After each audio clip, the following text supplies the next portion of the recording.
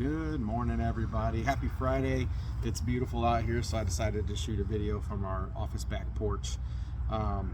So I wanted to talk to you today just really quickly about credit and how does that affect me with regard to buying a house.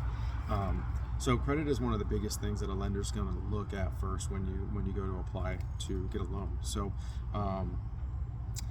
what credit is it's an indicator of how well you've handled your debts in the past. So it's going to take a look at your history of any debts you've had and how you've paid them.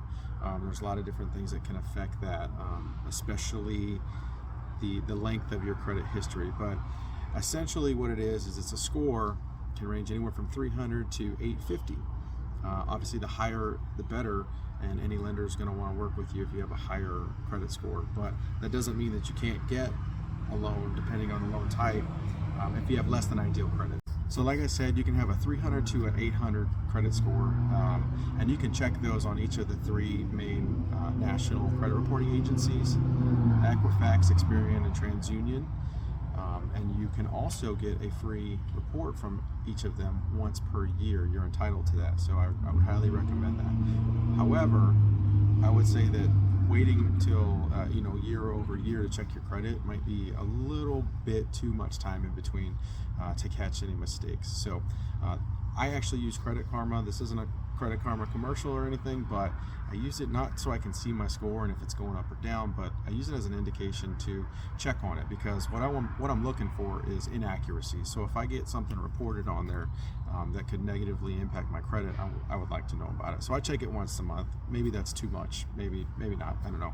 It's up to you, but I would definitely do it more than once per year. So anyhow, some things that you can do to help your credit situation out, and some things that do affect your credit are whether or not you have had credit for a long time. So how long has it been since you opened your first credit card, let's say, and how often do you max that maximum credit limit out? I never recommend that. I guess the experts say don't max out your credit. A good number or percent to keep is no more than a 30% balance of your maximum credit or allowable credit. So I would say also something that impacts your credit could be the number of, let's say, credit cards you have out. So we all know that when you go to return your Amazon package, you get a coupon in Kohl's, and so you want to go buy a shirt and you end up walking out with 2 or 3 things. And what's the question that the lady at the cashier asks you? Would you like to save 5% more by applying for a Kohl's credit card today? Don't do it. No offense to Kohl's. I mean, maybe if you shop there all the time, fine, fantastic, go for it.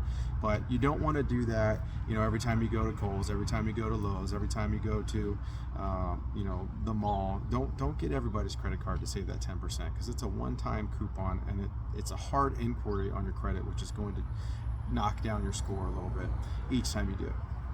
Also, you don't want to have too many open, because that is also a negative factor on your credit report. So don't go opening up new accounts all the time. So types of credit that are good to use, vehicles, houses, obviously, those are great. It's not revolving credit. It is a long-term expense that has a great reflection on your credit report. So definitely those. I'm not saying go buy 10 cars, but buy 1 or 2 if you need them, especially for the family.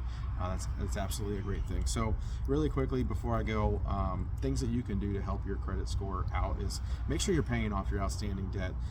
Charge your little things, do your groceries, your gas, and then go home and pay it off. You don't have to wait till the end of the month when your statement posts.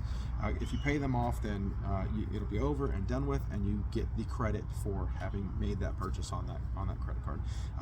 Make sure you're paying stuff on time, and don't keep a large balance on those credit cards. And then number 3, I guess, don't apply for too much credit, because again, that can have a negative impact. I'm by no means an expert, but if you are worried about this or you'd like to know more, you are free to reach out to us at 210-566-4000. We can get you, or one of our agents can get you in touch with a lender that can answer most of your questions regarding home loans and types of loans that are suitable for you. So again, enjoy this happy Friday, and we'll see you soon.